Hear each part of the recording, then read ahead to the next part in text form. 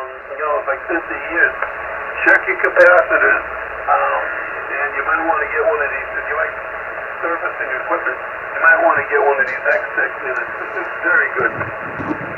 Okay, the capacitors have always been a compliment to me over the years. I should know more about them than I do, but I did check them with my thermal, my temperature measure. I don't know what you call it, thermal.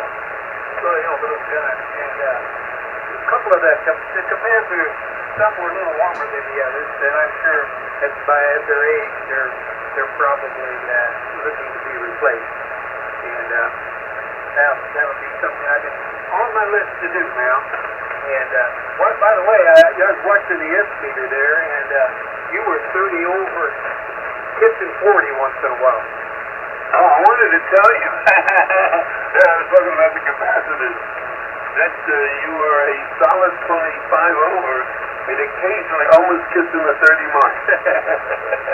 So you're doing just as good up here. Not 40 over, but that's a matter of how you adjust the S meter, but very, very strong signal. Yeah, well, that's the way to do it, because when the ESR goes up, the ripple current that goes across it, it now gives you more current, and you get more wattage, and it will get hotter. That's a very good thought. I hadn't really thought of doing it that way, because I had the ESR meter. Yeah, but you could do that with an infrared thermometer and just peek at each one and see what's going on. And if they're going up, the heat's going up. It means it isn't going to be long before you lose this field, especially now that you're using it a lot, and because they're old. And, now since we're facing the stomach here, you may think about recapacitating. Recapacitating. Looking into the capacitors today. Anyway, very good. I know you love that infrared thermometer, right? Yeah, infrared thermometer. That's what I couldn't get out. I've got a couple of them, and I don't have a baseline on the capacitors, though, so I don't know what equivalent should read, and all I noticed was some were warmer than the others, so it's on my list. I'll probably, if it holds up and I don't have any more problems with it, I'll probably do that. Try to keep it in the family another 50 years. All right, now, well, I'm going to sit back and listen, see what else somebody's got to say. Maybe they'll bring up another topic to talk about. But it's been a very interesting 2 weeks, and I want to thank you again for getting my interest and getting me up, getting me on this amplifier, getting us back on the bench, and getting it fixed. So, well, I'm going to sit back and listen now. And that's in this last transmission, you were touching 40 on the.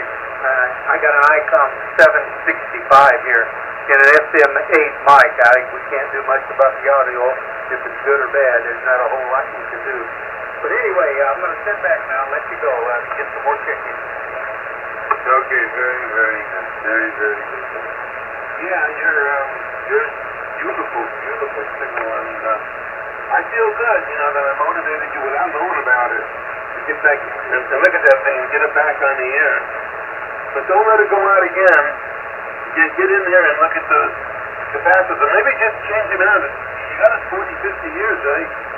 It's time to put some new and fresher stuff in that'll work well. And it'll be time well spent. And the only thing I would ever say to you now about this, never place your hand on that capacitor bank. And the reason that I'm telling you that is the way they make it up in that time period, the way they make up the capacitor bank. Only the first capacitor at the lowest voltage, because they have a string of 5 or 6 capacitors in, only the first capacitor at the lowest voltage has the metal of the can at ground potential. You go up to the second resistor, the second capacitor, and you're at 450 to 500 volts. The third one's 1,000. The fourth one is, for 1,500. So don't ever, and they have sort of a plastic coating on it, like a heat shrink. But don't even check that. Don't ever touch those things when it's on. Only use your infrared thermometer. Roger. No, you don't have to worry about that now. These capacitors have a cardboard cover on them, so they're pretty old. But I'm 80 years old. I've been messing with this stuff since I was 12, 14 years old, and I'm still here. So, but I am definitely afraid of what's going on in there. I don't put my hand in there until I make sure. I actually have to let the power cord, and I'll short out the plate on the tube and I'll make sure that it's in before I put my hand in there, and then sometimes don't put a hand in my pocket. So I don't like getting shocked. I don't like it at all. So anyway, I'll let you go. I'll talk with you again as and I'll probably put that thing in for sure. All right, Bill, 73. Okay, very, very good. Yeah, you're smart. You know, you don't put your hand in your pocket so you don't have a circuit to come around. And most things that happen to guys when they're working on linears and get shocked, usually they're sitting and there's a wall behind them, and they get a shock and their elbow flies back and it smashes into the wall and they break their elbow.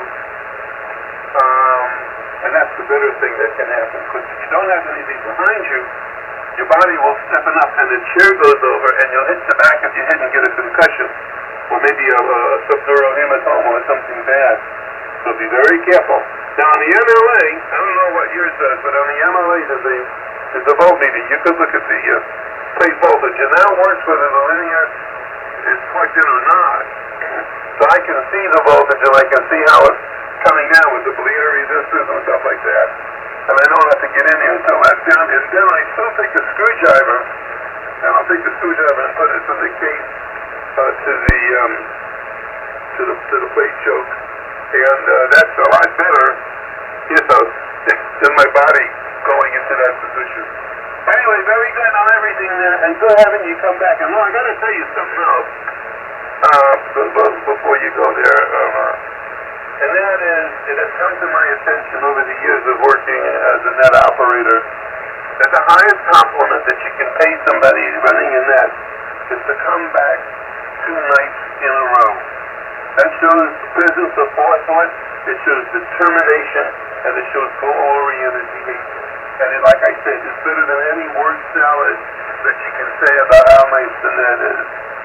And because of that, and what we usually do, and with the power vested in me, as one of the founding members of the Hole-in-the-Wall Net, we are hereby inducting you and bestowing upon you an irrevocable lifetime membership in the Hole-in-the-Wall Net with all the rights and privileges appertaining thereunto for now and evermore. And the good news is there's no dues and no responsibilities, Ron. I like no responsibilities and no dues. They're both good. But I appreciate all that, Mel. And I want to tell you something about what brought me to this net many, many months ago when I was tuning across the band. And I ran into your little scenario about the train leaving the station. It kind of fascinated me. And I look forward to that whenever you do that. So it's kind of a neat thing you do, Mel. Yeah, thanks. Well, you want to make something interesting, sign off, people know you're going. I open the window and listen.